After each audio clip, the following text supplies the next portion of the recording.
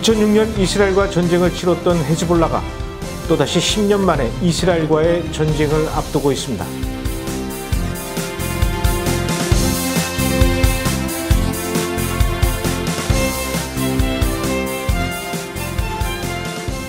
이 전쟁이 일어나면 헤즈볼라는 이스라엘 남부 지역에 있는 디모나 핵시설을 타격하겠다고 선언하면서 이스라엘과 레바논과의 긴장 관계가 점점 심화되고 있다는 소식입니다.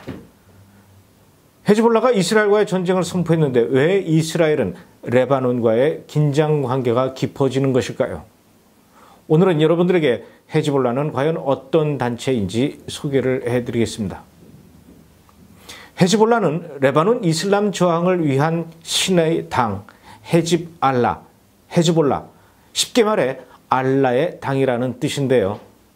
이스라엘과 마주한 레바논 국가를 기반으로 하고 있는 이슬람 시아파 무장 조직입니다. 헤즈볼라는 1979년 결성이 되었는데 그들이 주장하는 것은 반시오니즘, 반유대주의, 반서방주의, 반제국주의라고 정리해 볼 수가 있습니다. 즉 헤즈볼라는 이스라엘 국가의 전면적 부정을 바탕으로 이스라엘을 제거하기 위한 조직이라고 볼 수 있죠. 헤즈볼라 지도자들은 이스라엘 파괴를 주장하는 연설을 수차례 쏟아내며 이스라엘 자체를 제거해야 한다고 주장했으며 실제로 이스라엘을 향해서 여러 차례 군사적 공격을 해왔고 또 전 세계를 향해서 여러 차례 테러를 감행하기도 했었습니다. 2006년 헤즈볼라는 접경지대에서 이스라엘 병사 2명을 납치한 뒤에 이스라엘에 잡혀있는 아랍인 수감자들과 교환하자고 요구했고 이스라엘이 이를 거부하자 전투가 벌어지기도 했었습니다.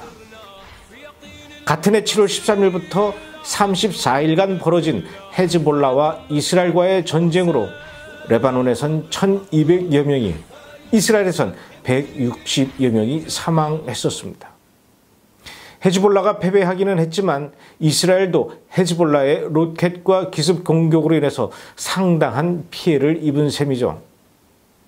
팔레스타인과 분쟁을 제외하면 이스라엘은 헤즈볼라와의 전쟁에서 1948년 건국 이래 가장 많은 민간인 피해를 기록했었습니다.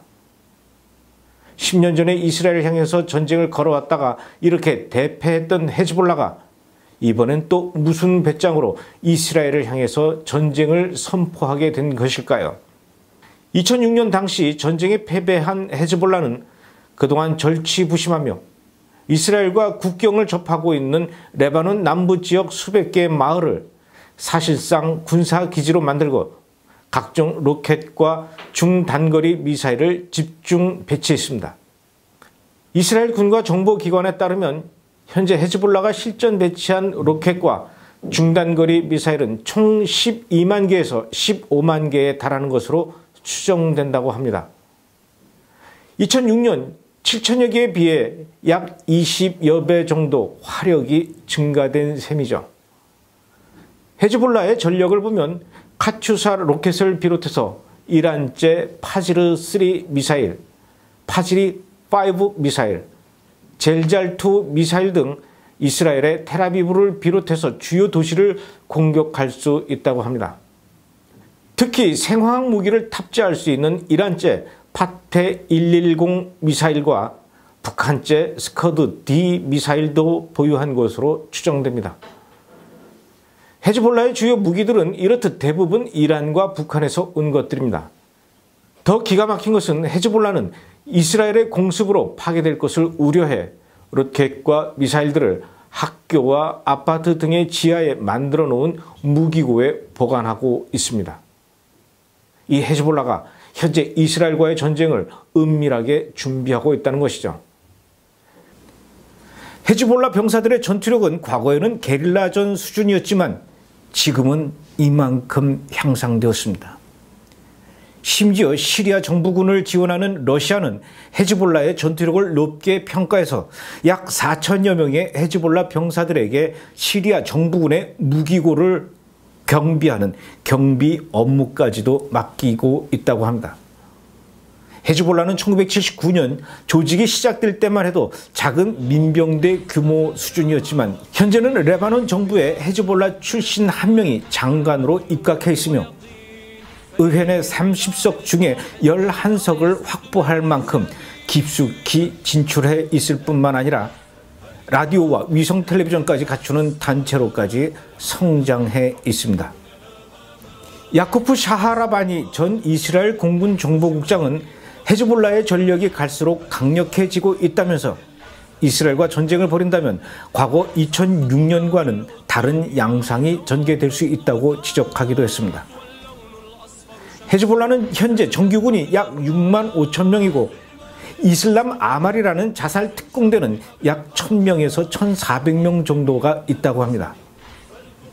헤즈볼라는 미국과 영국, 캐나다, 네덜란드, 오스트레일리아, 유럽연합은 물론 사우디아라비아 등 이슬람 순위파 국가들로부터 분명히 테러 조직으로 규정당한 단체입니다.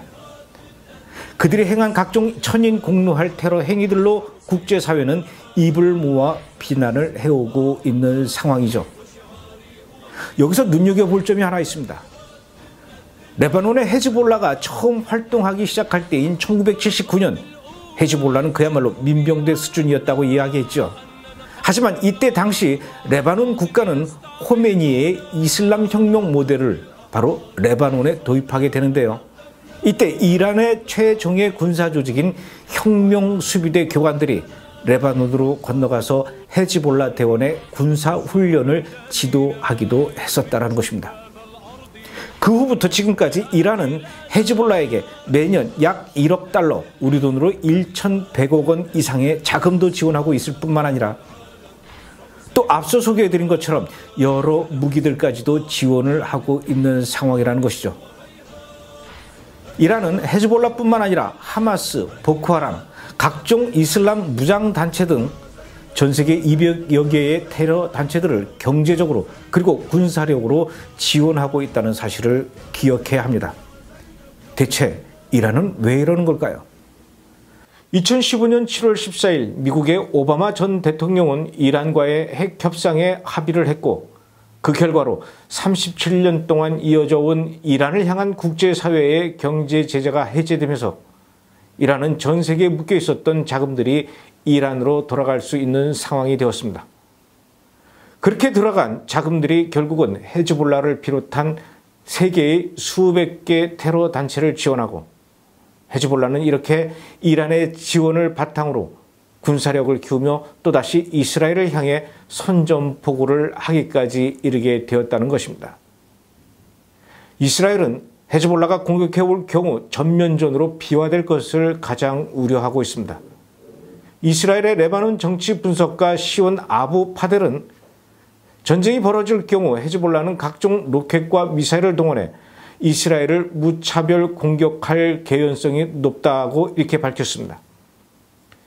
헤즈볼라 최고 지도자 사이아드 하산 나스랄라는 최근 이스라엘과 전쟁에서 레드라인 없이 싸울 것이라고 경고하기도 했습니다. 나스랄라의 이런 발언은 전쟁이 발발하면 미사일로 이스라엘 민간인도 공격하겠다라는 뜻입니다. 특히 이스라엘은 이란의 보수 강경파인 군부가 자국에서 권력을 강화하려고 헤즈볼라를 부추겨 도발을 감행할 가능성이 있다고 이렇게 내다보고 있습니다. 헤즈볼라와 이스라엘이 전쟁을 벌인다면 이란의 입장에선 알 아사드 시리아 대통령을 적극적으로 지원할 수 있을 뿐 아니라 중동 지역에서 시아파를 더욱 결집할 수 있다고 믿고 있습니다. 그래서 우리는 지금 그 어느 때보다도 현재의 이스라엘 상황을 예의주시하며 이스라엘을 향한 전쟁의 시도가 저지될 수 있도록 함께 기도해야 할 때입니다. 이것은 단순히 이스라엘만을 위해서 기도하는 것이 아니라 전 세계 국가가 함께 염려하는 테러 조직의 만행을 저지하고 세계 평화를 위해서도 함께 기도하는 것이 되기 때문입니다.